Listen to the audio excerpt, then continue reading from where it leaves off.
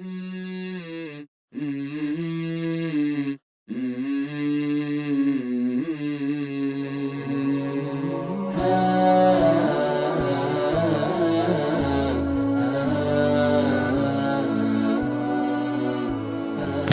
اللہ الرحمن الرحیم۔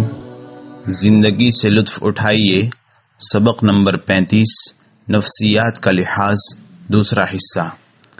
ایک موقع پر رسول اللہ صلی اللہ علیہ وسلم نے ابوبکر صدیق رضی اللہ عنہ کے والد گرامی ابو قحافہ سے انتہائی لطف اور کرم کا معاملہ کیا۔ رسول اللہ صلی اللہ علیہ وسلم مسلمانوں کے ساتھ فتح مکہ کے لیے آئے۔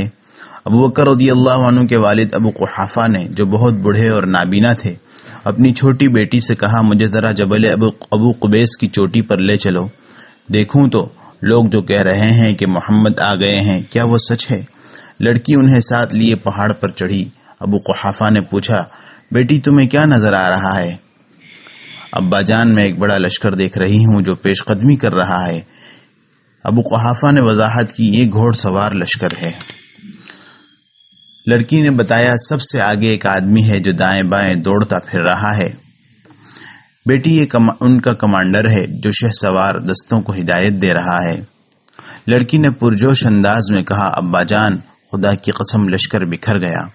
تب تو گھوڑ سوار جماعتیں مکہ پہنچ چکی ہوں گی۔ ابو قحافہ نے جلدی سے کہا، مجھے فوراً گھر لے چلو، لوگ کہہ رہے ہیں کہ جو اپنے گھر بیٹھ رہے اسے امان ہے۔ لڑکی ابو قحافہ کو ساتھ لیے تیزی سے اتری، لیکن گھر پہنچنے سے پہلے مسلمانوں کا گھوڑ سوار دستہ انہیں مل گیا۔ ابوبکر رضی اللہ عنہ اپنے والد کے پاس آئے، ان کا ہاتھ پکڑا اور مسجد میں رسول اللہ صلی اللہ علیہ وسلم کے پاس لے گئے۔ رسول اللہ صلی اللہ علیہ وسلم نے ابو قحافہ کو دیکھا کہ بہت بوڑھے ہو چکے ہیں، ہڈیاں کمزور ہو گئی ہیں، 2-4 دن کے مہمان ہیں، اور ابوبکر جو اپنے والد کی طرف محبت سے دیکھ رہے ہیں، انہوں نے کئی سال پہلے اپنے والد کو خیر بات کہہ دیا تھا اور دین کی خدمت میں مصروف ہو گئے تھے۔ آپ نے ابوبکر رضی اللہ عنہ کی طرف دیکھا اور ان کی دلجوئی اور بلند مرتبی کا اظہار کرتے ہوئے فرمایا، آپ بزرگ کو گھر ہی پر رہنے دیتے، میں خود ان کے پاس چلا جاتا۔ ابوبکر جانتے تھے کہ مسلمان جنگ کی حالت میں ہیں، رسول اللہ صلی اللہ علیہ وسلم ان کے کمانڈر ہیں، آپ کے پاس وقت کم اور کام زیادہ ہے، اس لیے مناسب ہے کہ آپ کو گھر آنے کی تکلیف نہ دی جائے۔ انہوں نے شکریہ ادا کرتے ہوئے کہا، یا رسول اللہ، آپ کو ان کی طرف چل کر جانے کی کیا ضرورت ہے؟ ان کا فرض بنتا ہے کہ آپ کے پاس چل کر آئیں۔ رسول اللہ صلی اللہ علیہ وسلم نے ابو قحافہ کو اپنے سامنے بٹھا لیا، ان کے سینے پر ہاتھ رکھا اور کہا، اسلام لے آئیے۔ ابو قحافہ کا چہرہ دمک اٹھا۔ انہوں نے فوراً کہا، میں گواہی دیتا ہوں کہ اللہ کے سوا کوئی معبود نہیں، اور میں گواہی دیتا ہوں کہ محمد اس کا بندہ اور رسول ہے۔ ابوبکر رضی اللہ عنہ والد گرامی کے اسلام لانے پر خوشی سے پھولے نہ سمائے، ان کی خوشی اور مسرت کا کوئی ٹھکانہ نہیں تھا۔ اس کے بعد رسول اللہ صلی اللہ علیہ وسلم نے بوڑھے ابو قحافہ کے سر اور داڑھی کے سفید بال دیکھے تو صحابہ کرام سے مخاطب ہو کر فرمایا، ان بالوں کا رنگ بدل دو، البتہ انہیں سیاہی یعنی کالک نہ لگاؤ۔ جی ہاں، رسول اللہ صلی اللہ علیہ وسلم لوگوں سے معاملے میں ان کی نفسیات کا اسی طرح خیال رکھتے تھے۔ جس دن رسول اللہ صلی اللہ علیہ وسلم اپنے لشکر کے ساتھ مکہ میں داخل ہوئے، آپ نے لشکر کو چند حصوں میں تقسیم کر دیا۔ انصار کی جماعت کا جھنڈا جلیل القدر اور نیڈر صحابی سعد بن عبادہ رضی اللہ عنہ کے ہاتھ میں دیا۔ جھنڈا اٹھانے والے کے لیے جھنڈا اعزاز کا سبب ہوتا ہے۔ سعد نے اہل مکہ کی طرف دیکھا تو انہیں وہی لوگ نظر آئے جنہوں نے رسول اللہ صلی اللہ علیہ وسلم کے خلاف جنگ کا اعلان کیا تھا۔ آپ پر مکہ کی زمین تنگ کر دی تھی، لوگوں کو آپ کے قریب آنے سے زبردستی روکا تھا۔ انہی نے سمیہ اور یاسر کو شہید کیا تھا، بلال اور خباب کو تکلیفیں پہنچائی تھی۔